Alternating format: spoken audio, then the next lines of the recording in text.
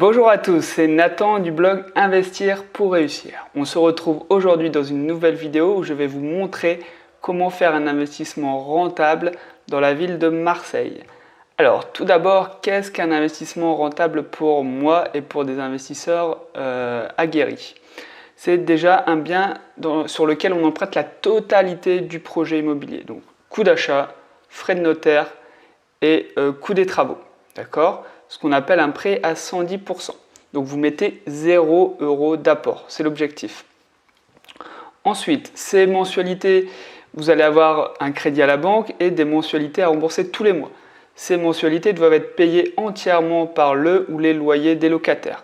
Plus, ça doit permettre de payer aussi les charges d'exploitation du bien, comme la taxe foncière, les charges de copropriété, l'assurance propriétaire non occupant, les frais divers en réparation de votre logement. Donc l'objectif c'est vraiment d'arriver au minimum à l'autofinancement, c'est-à-dire que vos revenus locatifs sont égaux à vos dépenses, donc le résultat est nul. Et pour les bons investisseurs, les meilleurs, on va essayer de chercher un cash flow positif, donc des revenus d'exploitation supérieurs à 0 pour en fait gagner tout simplement de l'argent tous les mois. Voilà, ça va être notre objectif. Pour y parvenir dans la ville de Marseille, j'ai identifié 6 étapes. La première étape, ça va être une étude de la ville de Marseille, étude du marché rapidement. La deuxième étape, ça va être l'estimation des prix de location pratiqués pour savoir combien on va pouvoir louer notre investissement. La troisième étape, ça va être la sélection d'un bien actuellement à vendre sur le marché immobilier à Marseille. Donc c'est une étude concrète avec des cas réels. D'accord. Quatrième étape, ça va être une estimation rapide du rendement pour savoir, pour placer notre investissement sur une fourchette allant d'un moyen, bon, mauvais investissement et savoir si on continue nos étapes, si le rendement, premier rendement affiché a l'air intéressant. Cinquième étape, ça va être le calcul des mensualités du crédit. Vous savez que c'est très important pour chercher et obtenir l'autofinancement. Il faut comparer nos revenus avec notre crédit. Et la sixième et sûrement la plus importante des étapes, ça va être l'utilisation de mon calculateur simulateur personnel de rentabilité. Grâce à mon simulateur, on va pouvoir rentrer tous les chiffres dont on a besoin, on va être plus précis aussi. On va aussi pouvoir faire différents scénarios avec une négociation plus ou moins élevée, des charges plus ou moins élevées, un loyer plus ou moins élevé. Donc c'est vraiment la dernière étape qui va nous permettre de confirmer ou non la bonne rentabilité d'un investissement. Allez, on part tout de suite pour la première étape et la prise d'information sur la ville de Marseille. Alors, je dois vous dire que personnellement, je ne connais que très peu la ville de Marseille. Je n'y ai jamais habité, mais c'est pas grave, on va retrouver de toute façon des principes communs à toutes les villes de France. Ce que j'aime bien regarder, c'est tout simplement le nombre d'habitants. Alors je dois vous dire que Marseille déjà est la deuxième ville de France la plus peuplée. Hein. Donc autant vous dire que en termes de population, on est sur 863 000 habitants dans la municipalité et plus de 1 700 000 autour de Marseille. C'est évidemment la préfecture du département et de la région Provence-Alpes-Côte d'Azur. Voilà. On va noter quand même. Bon, l'étude de la ville comparée à d'autres villes que je peux faire en France va être un petit peu tronquée parce qu'on est à Marseille, hein, la deuxième ville la plus grande de France. Autant vous dire que des universités, il y en a, c'est sûr et certain, j'ai même pas besoin de vérifier. Parce que, pourquoi je regardais les universités? C'est ce qu'il faut comprendre en fait, c'est pour viser le type de locataire étudiant. Les étudiants, pourquoi? Parce qu'ils ont une situation simple déjà. Deuxièmement, ils ont des garants et c'est souvent les parents qui payent le loyer. Donc vous avez un risque d'impayé pratiquement nul.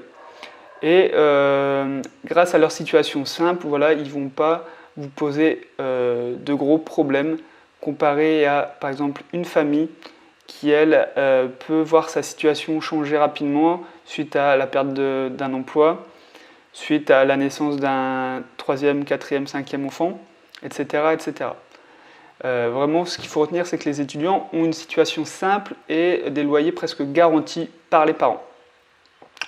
Alors, au niveau des hôtels, j'aimais bien regarder les hôtels pour savoir s'il y avait un marché de courte durée, pour de la courte durée comme du Airbnb, location saisonnière. Plus vous aurez d'hôtels, plus ça sera bon signe.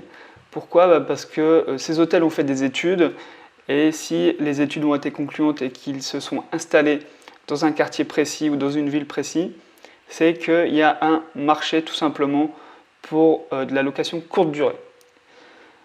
Les hôpitaux et grandes entreprises, j'aimais bien regarder ça aussi parce qu'il y a un grand bassin d'emploi en fait autour des hôpitaux. Vous avez les personnes qui travaillent tous les jours. Ça peut vite représenter 3, 5 à 6 000 personnes dans les grands hôpitaux. Et vous allez aussi avoir la famille des patients hospitalisés qui va venir se loger à proximité de l'hôpital pour accompagner la personne soignée dans ses soins. On oublie souvent ce type de client pour nous. Les grandes entreprises, pourquoi pas viser une entreprise qui emploie 5, 10, 20% de la population d'une ville et viser du coup un logement à proximité du lieu de travail. Au niveau des transports, c'est simple, pour une ville comme Marseille, il faut être à côté des transports en commun. J'imagine que la majorité des gens voyagent en transport en commun. Donc métro, tram, ça doit être la priorité pour choisir l'emplacement aussi de vos investissements. Bon, il n'y a pas que, mais il faut que ça soit quand même à proximité des transports en commun. Et la dernière chose à vérifier dans l'étude du marché, et ça sera à vous de le faire, ça sera passer du temps vraiment dans la ville de Marseille. Passer du temps dans chaque quartier, dans chaque arrondissement. En fait, on pourrait limite faire une étude par arrondissement à Marseille. Je pense qu'il y a une population bien différente entre tous les types d'arrondissements. Donc passez du temps, renseignez-vous, posez des questions à ceux qui habitent sur place. Faites-vous passer pour un futur locataire si ça vous dérange de dire que vous êtes investisseur immobilier. Mais vraiment demandez aux riverains, constatez par vous-même les animations dans la ville, dans le quartier, le type de population, les nuisances sonores également, c'est important. Voilà, tout simplement, il va falloir passer du temps, quitte à passer 3, 4 week-ends pour vraiment connaître un quartier. Après, vous allez voir, si vous trouvez un bien dans un quartier précis, vous passez une après-midi, une journée dans ce quartier et ça sera fait. Donc, au prochain bien dans le même quartier, vous connaîtrez déjà la vie du quartier. Donc c'est des choses qu'on fait une fois et au final ça va nous servir pour tous nos investissements. Ok, on va passer du coup à la deuxième étape et l'estimation du loyer. Alors ce qu'il faut bien comprendre, c'est que pour avoir un cash flow positif, il va falloir transformer l'usage d'un bien. Transformer le bien pour augmenter les loyers et augmenter la rentabilité. Comment on peut faire ? On peut par exemple acheter un immeuble de rapport. Un immeuble de rapport, ça permet d'acheter au prix de gros. On achète 4-5 appartements d'un coup et du coup on a une sorte de réduction de 20-30% automatiquement. D'accord ? Ça peut être aussi faire de la colocation. Louer les chambres une par une. Donc ça permet d'augmenter le loyer pratiqué. Ça peut être faire de la location courte durée, location saisonnière. Là, je pense qu'à Marseille, il n'y aurait aucun problème pour attirer des touristes à Marseille et les loger. On va louer du coup plus cher la nuit que si on louait à l'année à un locataire fixe. Ça peut être aussi faire une division. Hein. Ça peut être diviser un terrain en deux, faire 2 maisons et revendre une maison. Mais ça peut être aussi diviser un grand appartement en 2 T2, en 2 studios. D'accord ? Et ça peut être aussi au final l'agrandissement. Donc prendre un grand T2 par exemple et en faire un T3. Hein, on rajoute une cloison, une chambre et on peut louer plus cher. D'accord ? Alors pour Marseille, j'ai envie de partir sur quelque chose que je maîtrise, c'est-à-dire la colocation. La colocation qui est toujours très rentable en général. Après on va voir parce qu'on est dans la 2e plus grande ville de France, donc je ne sais pas si la rentabilité sera en rendez-vous dans des grandes villes comme ça. Parce que le prix va être trop cher à l'achat, ça va être le gros problème. Bon, c'est pas grave, on va quand même tester le marché de la colocation à Marseille.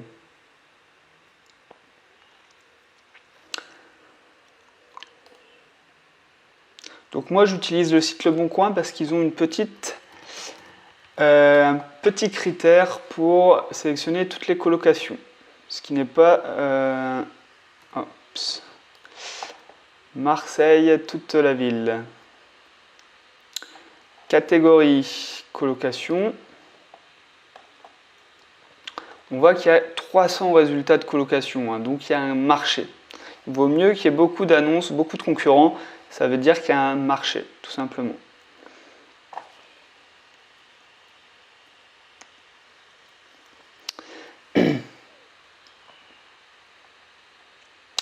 Alors,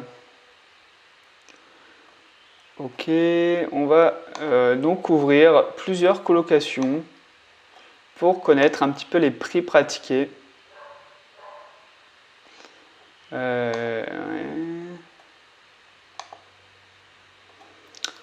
Pour connaître les prix pratiqués, voilà. Alors ici, on a donc...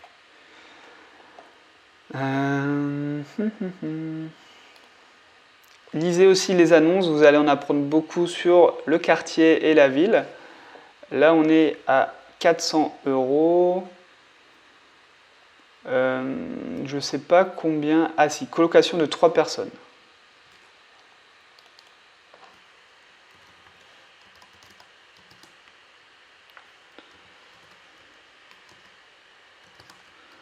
Et on va juste noter les prix pratiqués. Alors, ici, on est au pied de la gare Saint-Charles. 3 chambres.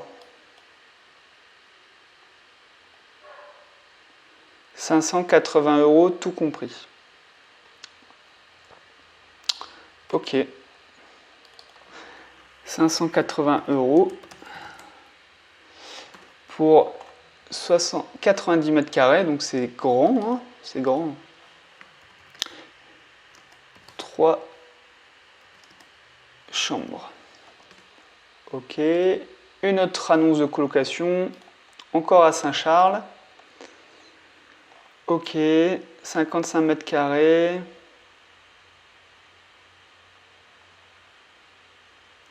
Trois personnes. 390 €. Pas très cher. Enfin, on retrouve les prix de 400 € un petit peu. 55 mètres carrés.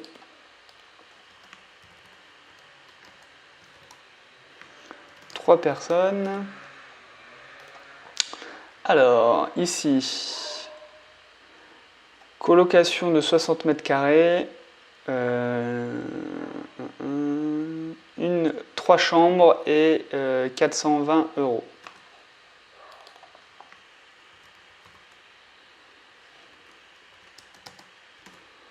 « 65 mètres carrés.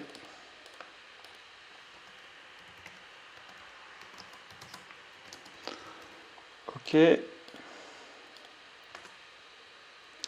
Et la dernière annonce, 420 €, très joli, enfin refait, hein, refait. Donc il y a le tram à côté, 10 minutes de la gare Saint-Charles. Ok. Il faut rajouter, voilà, donc on est à 420 € et on est sur 3 chambres, hein, il me semble. Voilà, 3 chambres meublées, lit double. Alors, 420 €, 62 mètres carrés. Ouais. 62 mètres carrés, 3 personnes. On va donc faire une conclusion un petit peu des prix pratiqués.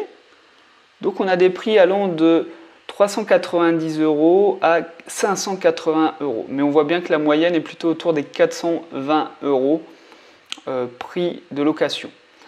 Nous, on va donc partir sur un loyer de 410 €. Ça me paraît complètement raisonnable. Je suis sûr de louer à ce prix-là. Hein, le piège, ça serait de faire une estimation tout de suite trop haute, d'espérer louer 550 € et peut-être se rendre compte qu'on n'arrivera pas à louer. Et c'est catastrophique pour la suite de nos chiffres, parce que, de nos calculs, parce que tous nos calculs sont faussés par une estimation trop haute du loyer. Donc 410 € par chambre, il me semble que je ne vais pas avoir de mal à louer. Tout ça en faisant un bien rénové quand même, en faisant des travaux et en apportant de la valeur au bien. Hein. On va faire forcément des travaux. Bon allez, c'est parti pour l'étape numéro 3 et la sélection d'un bien à vendre. Alors pour de la colocation, moi je vous conseille au minimum, vraiment au minimum, c'est 3 chambres dans vos colocations au minimum. Et moi j'ai même envie de viser 4 chambres, tout simplement ça permet encore de louer plus cher au mètre carré, tout simplement. Hein. Pour 4 chambres, moi j'aime bien mettre 2 salles de bain, voilà, pour apporter du confort supplémentaire à mes colocataires et bien sûr rénover l'appartement ou la maison pour vraiment créer de la valeur et que ça sorte du lot, pouvoir aussi louer plus facilement et peut-être un peu plus cher. Donc concrètement, je vais chercher des biens autour des 80 mètres carrés pour pouvoir créer mes 4 chambres et mes 2 salles de bain. Je vais utiliser le site bien ici. J'adore ce site.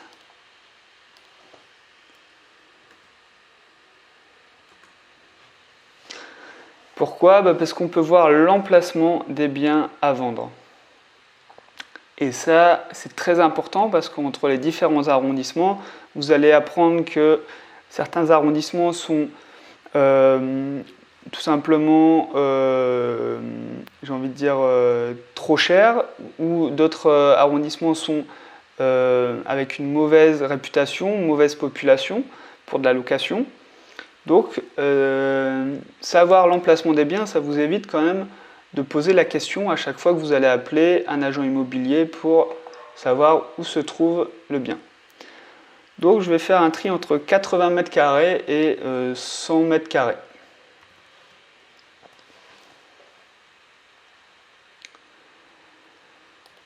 Je vais aussi enlever les maisons, ça sera plus simple pour faire les calculs. Parce que dans une maison, il faut faire attention aux travaux pour la toiture, l'isolation, chauffage. Il y a un peu plus d'éléments à vérifier au niveau des travaux. Ok. On a beaucoup de biens, plus de 535 appartements. Alors, on va faire un tri par les prix les plus bas parce que la bonne affaire dans l'immobilier se fait vraiment à l'achat. Il faut vraiment acheter le plus bas possible. Et on va viser du coup les prix déjà affichés les plus bas.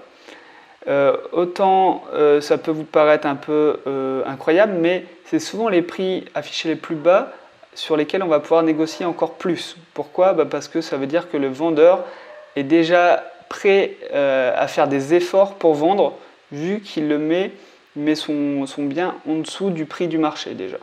Hein?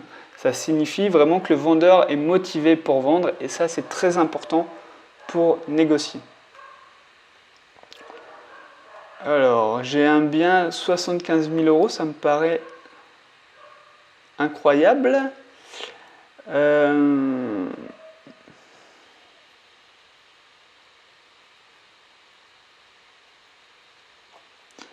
Pourquoi il est aussi peu cher?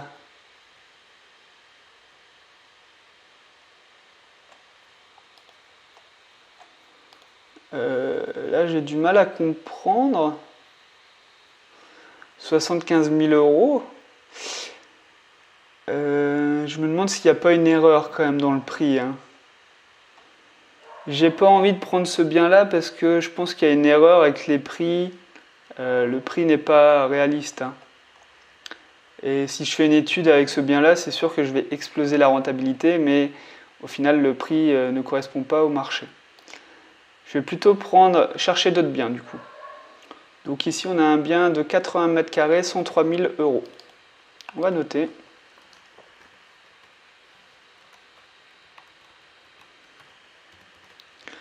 Ok.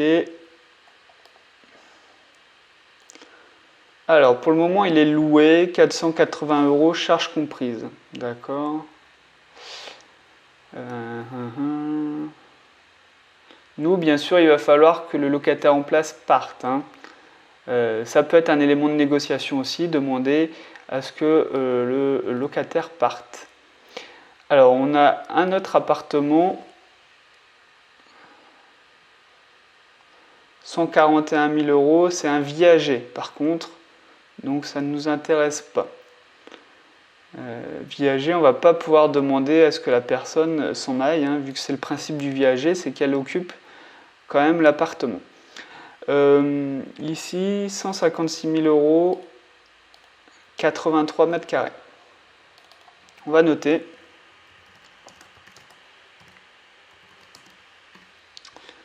Je vais quand même regarder dans les prix les moins chers. Hein. Ok. Ah, il y a quand même des appartements pas trop chers. Hein. Alors là, on s'éloigne de Marseille, centre-ville. Hein. Celui-ci. J'essaye de trouver un bien dans un quartier, enfin, pas trop loin du centre-ville. Après, c'est vrai que par exemple, celui-ci, là, dans le 14e, je ne connais pas du tout le quartier. Hein. Je ne sais pas non plus s'il y a. On dirait qu'il y a quand même une gare à proximité. Pourquoi pas regarder celui-ci. On a des charges assez élevées de copropriété, 220 euros par mois. Et il est actuellement loué 900 euros, charges comprises. D'accord.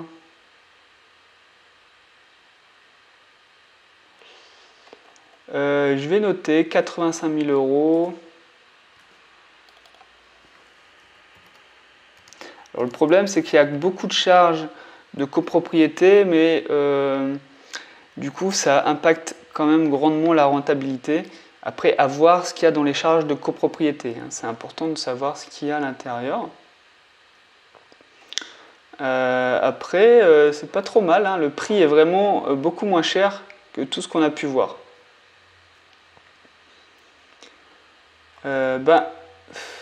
J'ai envie.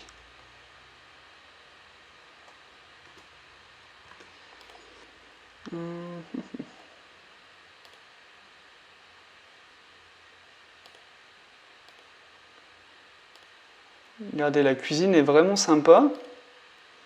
Cuisine sympa, ça a l'air vraiment propre. J'ai envie de partir quand même sur ce bien-là. Hein. 85 000 euros, 80 mètres carrés. Va falloir demander le règlement de copropriété pour savoir si on peut faire une colocation dans cet appartement. Mais le prix affiché et la qualité du bien m'a l'air très intéressant pour la suite de notre étude. Et puis oui, le prix il est à 85 000 euros. Hein. C'est peu cher, hein. C'est pas très cher. Hein. Ça fait que 1000 euros du mètre carré. Je suis étonné de trouver des prix comme ça à Marseille. Alors peut-être que parce que le quartier ne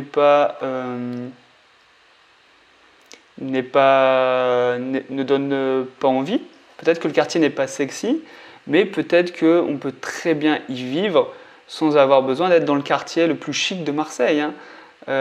Justement, viser des quartiers auxquels on ne parle pas, desquels on ne parle pas, desquels qui n'ont que peu de réputation, mais qui au final où on vit tranquillement, c'est le meilleur moyen pour acheter en dessous du prix du marché. Là, je vois 85 000 euros, on va essayer comme ça. Il faudra faire partir le locataire actuel. On voit bien que c'est loué 900 euros. Nous, on va louer 4 chambres et ça va être on va obtenir un revenu locatif beaucoup plus élevé. Allez, on va passer du coup à l'étape numéro 4. Hop, et le calcul de la rentabilité. Donc, calcul rapide de la rentabilité. Le coût d'achat, 85 000 euros. Les frais de notaire vont être aux alentours de 9%, donc on va mettre 7 500 euros. Les coûts des travaux, donc là, il va falloir faire passer au moins 2 artisans pour obtenir 2 devis différents, pour vraiment avoir une idée précise du montant des travaux. Cependant, je vais vous donner une petite idée pour faire des estimations de travaux. Donc 300 euros du mètre carré et pour des petits travaux et 500 euros du mètre carré pour des plus grands travaux. Après, on est quand même dans la 2e plus grande ville de France, donc je pense que les prix vont être un petit peu plus élevés que ça. Bref, nous, ce qu'on va faire, donc on va devoir créer une 4e chambre. Actuellement, il n'y a que 3 chambres. Comment on crée une chambre dans un appartement? La grande mode, et ce qui marche très bien, c'est de transformer le salon existant en chambre, en fait. Ce qui fait que vous allez réunir, en fait, dans la cuisine, la salle de bain, la salle à manger et le salon dans une pièce, en fait. Hein, vous comprenez le principe? On utilise l'espace du salon pour créer une chambre supplémentaire. Il va falloir aussi aller sur place, hein, bien sûr, pour vérifier que l'agencement est bon.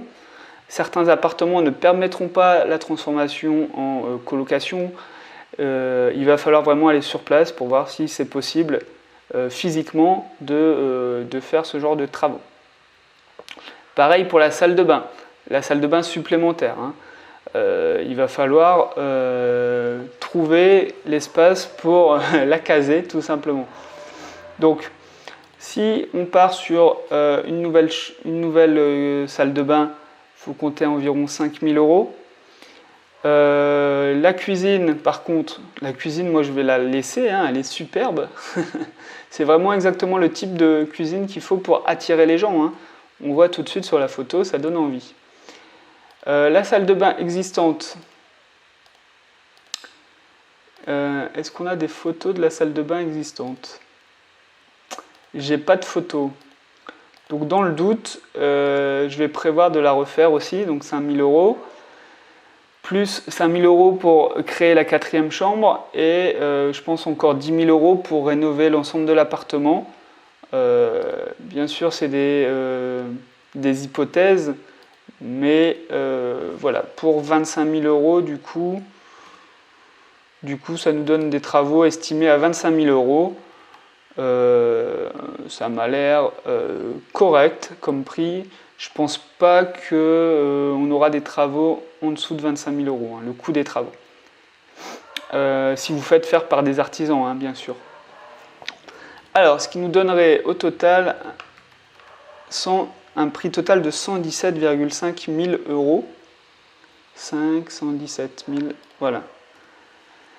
Ok, et on aurait un prix de location, donc 410 euros par chambre, fois 4, on aurait 4 chambres, donc 1640 euros. Waouh! Et donc là, on regarde si ça respecte la règle des 1%. Donc la règle des 1%, c'est un calcul très rapide pour savoir si on est dans une bonne fourchette. Donc c'est est-ce qu'un mois de loyer brut correspond à 1% du coût total du projet immobilier. Donc avec 1640 euros tous les mois, on pourrait aller jusqu'à acheter le coût total de l'appartement et du projet à 164 000 euros. Donc on respecte largement cette règle des 1%, ce qui signifie qu'on va vraiment avoir un énorme cash flow. Voilà, c'est vraiment l'indication qu'on peut donner après cette étape 4, c'est qu'on va vraiment avoir un gros cash flow. Parce que déjà, si vous respectez la règle des 1% de base, vous allez avoir un gros cash flow normalement, mais là on explose carrément, ce qui signifie vraiment normalement vraiment un gros cash flow. Allez, on passe à l'étape 5 pour confirmer un petit peu tout ça et voir le calcul des mensualités du crédit. Donc, on aurait un coût total de 117 500, un loyer estimé de 1640 euros. C'est vraiment énorme et le prix d'achat est vraiment pas cher. Ouais. Alors, il va falloir prendre une marge de 30% sur les revenus bruts, les loyers bruts, pour avoir une estimation nette. Pourquoi? Parce que déjà la banque va appliquer ce même barème, parce qu'ils savent très bien que vous allez avoir des charges d'exploitation liées à votre bien. Et je ne parle même pas des impôts, mais il y aura la taxe foncière, charge de copropriété, l'assurance, la vacance locative, si vous faites appel à une agence, les frais d'agence, etc.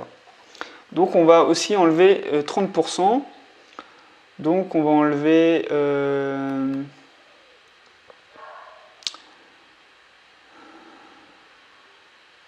ça va faire à peu près 1150 euros net, si je ne me trompe pas. C'est une estimation faite de tête. Mais on pourrait estimer nos revenus nets à 1150 euros. Ok, et bien maintenant on va voir combien nous coûterait notre crédit tous les mois si on emprunte 117 500 euros. Donc j'utilise la calculatrice de meilleurtaux.com parce qu'elle est vraiment super pratique. Alors la durée du prêt, moi je vous conseille toujours de prendre la durée pour de l'investissement locatif la plus longue possible. Pourquoi? Parce que vous allez avoir des mensualités les plus petites du coup possible et ce qui va vous permettre d'atteindre plus facilement l'autofinancement et augmenter votre cash flow même. Donc sur 20 ans, effectivement le coût du crédit va être plus élevé, le coût total du crédit, mais ce qu'il faut bien comprendre, c'est que ce n'est pas vous qui allez rembourser ce crédit, c'est les locataires. Et utiliser l'argent des autres pour s'enrichir, c'est vraiment le meilleur moyen pour y parvenir, tout simplement. C'est vraiment ça qu'il faut prendre en compte, c'est que ce n'est pas vous qui allez le payer, mais vraiment les locataires. Par contre, le taux d'intérêt, il ne faut pas espérer avoir le meilleur taux. Nous, on va emprunter la totalité, donc il va falloir faire aussi des efforts auprès de la banque, et si vous obtenez 1,9, ça sera déjà très bien. Le taux d'assurance, par contre, là, vous pouvez avoir un meilleur taux, parce que moi, personnellement, j'ai eu un taux à 0,07%, donc visez un taux à 0,1%. Au pire, vous demandez à faire une délégation d'assurance, c'est-à-dire que vous allez voir un courtier en assurance de crédit à part, donc à côté. Et eux, en général, ils vont vous proposer des meilleurs taux que la banque de l'assurance, que l'assurance de la banque, pardon. Ok, on arrive donc à des mensualités de 599 euros. Donc là, on va regarder tout simplement si les loyers nets sont supérieurs aux mensualités. Et avec 1150 euros de loyer et 600 euros de mensualité à la banque, on explose le cash flow. On est à 550 euros de cash flow tous les mois dans votre poche. Là, c'est vraiment l'opération que vous devez viser quand vous êtes un investisseur. Même moi, j'ai du mal à y croire d'avoir autant de rentabilité. C'est parce que vraiment, on a acheté à un prix pas très cher hein, à Marseille. Alors, on va passer à l'étape numéro 6 et on va se rendre compte qu'il y a des éléments qu'on avait un petit peu oubliés et aussi des charges à rajouter hein, parce que enlever 30% c'est bien beau, mais dans la réalité, qu'est-ce que ça donne vraiment? Donc, je lance mon calculateur.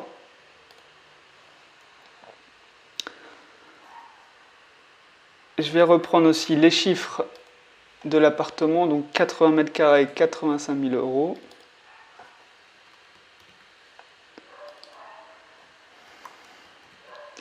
Le montant des travaux, on était parti sur 25 000 euros à faire confirmer aussi par au moins 2 artisans, hein, ça c'est très important. Les frais de notaire sont calculés automatiquement dans mon fichier Excel. Vous pouvez aller sur le site desnotaires.fr si vous voulez avoir le chiffre exact. Les frais de dossier bancaire facturés par la banque, essayez vraiment de les négocier à 0 euros, c'est possible. Cependant, si vous n'y arrivez pas, j'ai au moins budgétisé 500 euros de frais supplémentaires. Et il y a un coût qu'on n'avait pas pris en compte, c'est la valeur du mobilier. Et oui, une colocation, on va la louer meublée, hein, tout simplement pour créer une offre clé en main. Vous voyez, les locataires n'ont qu'à venir avec leurs valises et ils peuvent s'installer. Surtout à l'heure d'aujourd'hui où il y a énormément de personnes qui vont démarrer un premier travail, quitter le logement de leurs parents pour s'installer et être autonome en ville à Marseille, des stages. Donc les gens n'ont pas envie d'acheter un frigo, n'ont pas envie d'acheter un lit, un matelas. Donc il faut leur fournir ce service. Ça va aussi nous permettre de louer peut-être un peu plus cher que des concurrents qui sont en location vide, même si pour de la colocation, c'est rarement loué vide. Et ça va surtout nous permettre de bénéficier du régime LMNP qui offre des avantages fiscaux, j'en parlerai tout de suite après. Donc la valeur du mobilier pour moi, dans une chambre on aura un lit, un matelas, un bureau, un dressing, une chaise, une petite lampe. Ok, on en a pour 2000 euros on va dire. Et pour les parties communes, ça va être de l'électroménager, table à manger, salon, vaisselle. On peut rajouter encore 2000 euros. Donc on aurait pour 4 chambres, ça nous coûterait quand même 10 000 euros de mobilier. Voilà, c'est pas anodin quand même. Donc moi je le prends en compte dans le coût total du projet parce que c'est de l'argent qu'on va devoir dépenser. Partie financement, donc on va essayer de mettre 0 euros d'apport, peut-être un taux d'intérêt d'1,9. Je sais qu'en ce moment les taux remontent, hein. Il était temps, on est quand même sur des taux historiquement bas, hein. Vraiment incroyablement bas même. Ok, donc on va passer partie fiscalité. Alors je rappelle toujours comment fonctionne la fiscalité dans l'immobilier. C'est simple, ça dépend de votre tranche marginale d'imposition. Et votre tranche marginale d'imposition dépend de vos revenus de salarié. Plus vous gagnez d'argent, plus vous allez grimper de tranches. Les plus connus sont 14 et 30% par exemple. Donc si vous êtes à une tranche déjà de 30% d'imposition, chaque euro touché dans l'immobilier va être taxé à 30%, plus il va falloir rajouter les prélèvements sociaux, également appelés CSG, de 17,2%. Donc chaque euro touché va être taxé à 47,2%. Ce qui veut dire que, je parle bien d'argent touché, hein, ce n'est pas de l'argent dans votre poche, parce qu'avec l'argent des loyers, vous devez aussi rembourser votre prêt. Vous devez payer toutes les charges d'exploitation. Donc ça impacte énormément la rentabilité et le cash flow forcément d'un bien immobilier. Heureusement, on va pouvoir, en louant meublé, bénéficier du régime LMNP au régime réel simplifié. Ce qui va nous permettre en fait d'amortir tout simplement le prix du bien, donc ici 85 000 euros, sur 30 ans. D'accord ? Ça va nous permettre de créer du déficit en fait. On va aussi pouvoir amortir les frais de travaux. D'accord ? Ça c'est pareil en location nue. On va pouvoir amortir les frais de notaire également, hein, en location meublée, et oui. On va pouvoir amortir les frais bancaires aussi et on va pouvoir amortir la valeur du mobilier sur 6 ans. Donc, par rapport vraiment à la location nue, on peut pratiquement tout amortir. C'est surtout l'amortissement du mobilier, la valeur du bien et des frais de notaire qui font la différence. Donc si vous avez bien compris, vous allez vous créer une montagne de déficit. Ici, vous allez avoir vos revenus. Et petit à petit, année après année, vous allez manger votre déficit pour avoir des revenus, pour enfin, malheureusement, j'ai envie de dire, payer des impôts quand vous aurez mangé tout votre déficit. Mais ça, clairement, vu les chiffres, ça ne va pas arriver avant 6-7 ans. Hein. En LMNP, c'est en général la moyenne des années qu'on ne paye pas d'impôts parce que, surtout dans des projets comme le nôtre, on a plusieurs milliers d'euros de travaux et quand même le mobilier, les frais de notaire, enfin, c'est pas vraiment, ce n'est pas rien. Ok, j'espère vous avoir un peu éclairci les idées, mais en tout cas, renseignez-vous vraiment sur le LMNP si vous investissez dans l'immobilier. Hein. C'est pour moi vraiment le meilleur régime fiscal, bien meilleur qu'une loi Pinel où vous achetez du neuf à 30% plus cher que le prix du marché et que vous allez louer à un prix faible. Enfin bon, j'arrête la parenthèse. Je repasse sur la partie recettes locatives. Donc, à un prix de location de 410 € par chambre, on était à 1640 € brut. Alors, il faut toujours prendre en compte une vacance locative. Hein. Surtout pour de la colocation, vos appartements ne vont pas se louer toute l'année pendant 10 ans.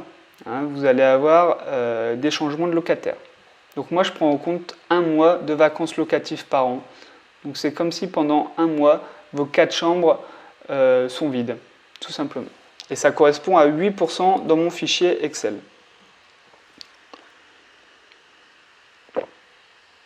Alors, vous allez avoir des charges aussi. Par exemple, si vous faites appel à une agence pour gérer votre bien, ça sera entre 7 et 8% du prix du bien, enfin des loyers perçus. Il y aura aussi des frais d'entrée-sortie. Moi, je paye par exemple 75 € d'entrée pour une entrée et une sortie dans mes colocations. Donc si on imagine 2 départs et 2 entrées par an, ça nous coûterait 150 €. Vous pouvez aussi vous renseigner auprès des agences locales pour connaître leurs tarifs pour de la colocation. Il va être aussi important de savoir la taxe foncière et les charges de copropriété. Ça, on va regarder dans l'annonce si on a des informations.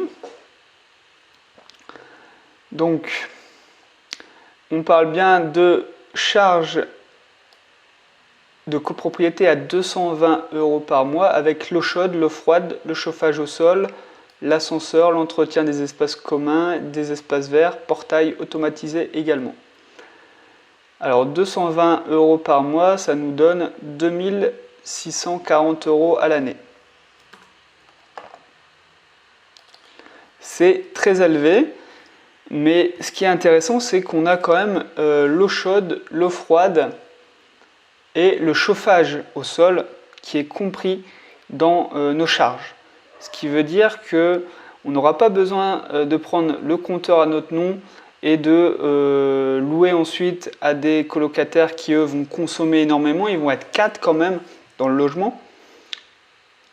En fait, ce qui veut dire que les dépenses liées à notre appartement vont être divisées par l'ensemble de la copropriété, et ce qui est plutôt un bon signe. Voilà, ça veut dire qu'on aura des charges toujours autour de 220 € et que ça va être assez simple de refacturer ces charges. La taxe foncière, elle est indiquée, c'est très bien parce que souvent ce n'est pas le cas. Elle est de 1010 €. Alors demandez quand même à vérifier ces chiffres auprès du propriétaire. Il faut vérifier quand même ces chiffres parce que personnellement j'ai déjà eu des mauvaises surprises on me disait une taxe foncière de 700 € et c'était plutôt 850 €. Donc ça a l'air pas grand chose, mais au final ça compte quand même, hein, 150 €. Voilà, c'est pas inutile de vérifier ces informations. D'ailleurs, ça me rappelle qu'il disait qu'il louait 900 € l'appartement. On voit que nous, dans une colocation 4 chambres, on est à 1600 €. Hein, on a augmenté le loyer de près de 60%, même plus. Donc, on a transformé l'usage d'un bien et on obtient vraiment des revenus supplémentaires, et ce qui nous permet d'avoir un cash flow énorme. Bref, une autre charge aussi, c'est les réparations. Vous allez toujours avoir des réparations dans vos logements. En plus, vous allez avoir du mobilier aussi à changer. Donc, moi, je prends toujours un demi-mois de loyer. Donc, ici, 820 €. Et vous allez aussi avoir l'assurance propriétaire non occupant qui est aux alentours de 200 € pour des biens de 80 mètres carrés. Ok. Donc là, on a des premiers retours sur investissement et des premiers rendements bruts et rendements nets. On voit que le rendement net, déjà, c'est prise en compte des charges. Hein. Donc, on perd presque 5 points de rentabilité rien qu'avec les charges. J'ai envie de vous dire en fait que les agents immobiliers vont d'abord vous parler du rendement brut, mais le rendement brut ne sert à rien parce que ce qui compte, c'est savoir vraiment réellement le rendement avec les charges, hein, ce que vous allez dépenser. Donc ça va être 9,37. C'est déjà très très bien. Mais en fait, j'ai envie de vous dire qu'on s'en fiche. Le plus important, c'est le cash flow. Savoir si vous allez avoir de l'argent qui rentre dans votre poche ou si vous allez avoir de l'argent qui sort de votre poche. Bien sûr, nous, on veut qu'il y ait de l'argent qui rentre dans notre poche. Donc le cash flow, il est ici et il est quand même de 345 € par mois. Ça fait près de 4000 € par an. Et tout ça, on a mis 0 € d'apport. Vous construisez donc un patrimoine de 85 000 € sur 20 ans. Tous les mois, vous augmentez vos revenus de 345 €. Vous avez une source de revenus supplémentaire par rapport à votre salaire. Vous allez pouvoir emprunter la totalité parce que votre projet il est extrêmement rentable. La banque ne pourra pas vous dire non, tout simplement. Et pour la suite des événements, j'ai envie de dire que vous allez pouvoir multiplier vos achats immobiliers. Hein. Vous achetez des biens qui vous rapportent plus de 300 € tous les mois. Jamais les banques ne vous refuseront vos crédits. Donc c'est comme ça que les investisseurs à succès font et qui peuvent multiplier le nombre de leurs achats parce qu'ils achètent des biens rentables tous les mois. Et là, clairement, ça va vous permettre d'acheter plusieurs appartements tant que vous obtenez le même cash flow, la même rentabilité. Ok, je vais enregistrer ce premier scénario qui est déjà exceptionnel. Hein. Et on va voir un petit peu comment améliorer ça. Alors la première partie, c'est bien sûr faire baisser le prix d'achat. La négociation, c'est très important. Même si vous faites baisser le prix de 1000 €, demandez-vous en combien de temps vous allez gagner 1000 € dans votre vie. Hein, si vous pouvez gagner 1000 € en 1 heure de négociation, vous aurez gagné votre journée, voire même votre semaine. Alors, le prix est déjà très bas, je trouve, mais bon, on va faire une estimation où on négocie 10 000 €, ce qui n'est pas énorme, hein, 10 000 € en plus. Voilà. Et je vais enregistrer.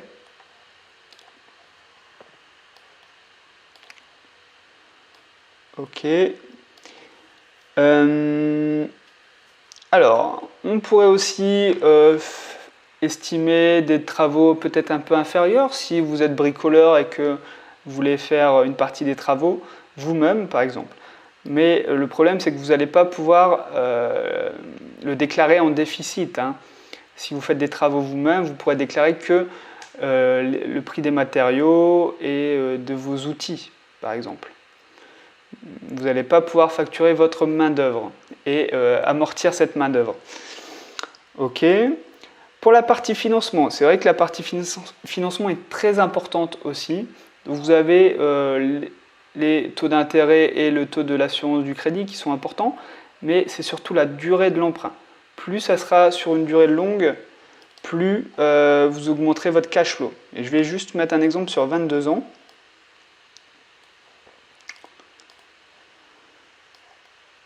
Donc 22 ans. On va comparer ensuite tous les scénarios, vous allez voir les différences. Je remets sur 20 ans pour la suite de nos calculs. Après, ça va être la partie recette. Si on a envie de faire une estimation avec un loyer un petit peu plus haut, donc juste 430 € par exemple.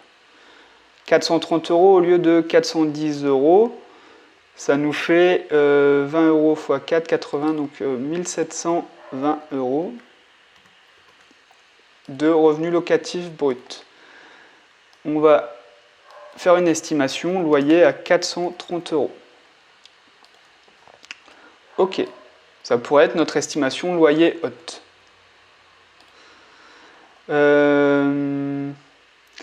Et au niveau des charges, si vous arrivez à réduire vraiment ces charges, vous allez aussi améliorer vraiment le cash flow de votre investissement. Comme par exemple les frais de gestion. Même si je ne suis pas forcément pour gérer soi-même, parce que gérer soi-même c'est du temps. Et si on passe ce temps à gérer ses investissements, on ne passe pas ce temps à réinvestir dans d'autres biens immobiliers et à s'enrichir tout simplement. Je ne vais pas faire de simulation sans les frais de gestion parce qu'on est déjà à une super rentabilité. Il faudrait que vous le fassiez vous-même. Vous allez pouvoir télécharger ce calculateur dans la description de cette vidéo, par exemple. Donc, on va juste comparer les scénarios entre eux grâce à mon fichier Excel. Alors, qu'est-ce que ça donne? Le cash flow le plus important.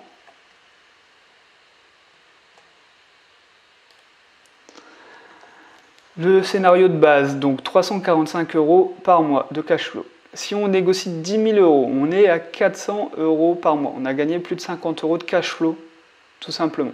C'est énorme. Si on prend après sur 22 ans, eh ben on augmente aussi de 44 € notre cash flow. Donc vous voyez qu'entre le même projet, si on arrive à négocier 10 000 € et qu'on augmente de 2 ans la durée, on a 100 € en plus de cash flow. Ça fait quand même 1200 € à la fin de l'année, fois 20 ans, ça fait plus de 24 000 € à la fin. Et encore un meilleur scénario, pourtant on est reparti sur un prêt sur 20 ans, mais on a augmenté les loyers de 20 € par chambre, donc 430 €, et tout de suite on est à 468 € de cash flow. C'est vraiment énorme. On est passé de 400 € en fait à 468 €. Bon, on arrive à la fin de cette vidéo. Je suis vraiment, comme vous, je pense, étonné par la rentabilité qu'offre une colocation à Marseille. Je ne m'y attendais pas vraiment dans la deuxième plus grande ville de France pouvoir avoir cette rentabilité. Si vous regardez ma vidéo sur Paris par exemple, vous verrez que c'est très dur d'arriver à l'autofinancement. Donc vraiment, si vous êtes dans la région de Marseille, eh ben, j'espère que ça va vous encourager à investir. Vraiment, il y a à mon avis un grand marché et des grandes possibilités pour s'enrichir et investir dans l'immobilier. Si vous voulez télécharger mon calculateur que j'ai présenté dans cette vidéo, vous pouvez le télécharger dans la description de cette vidéo. Vous pouvez aussi télécharger mon guide immobilier pour faire la bonne affaire dans l'immobilier. Je donne 7 astuces pour acheter en dessous du prix du marché. C'est aussi dans la description de cette vidéo. Si vous voulez que je fasse aussi une vidéo dans votre ville, n'hésitez pas à le mettre dans les commentaires de cette vidéo. Et ben moi, je vous souhaite de très bons investissements à Marseille, mais aussi partout ailleurs. Et je vous dis à la prochaine.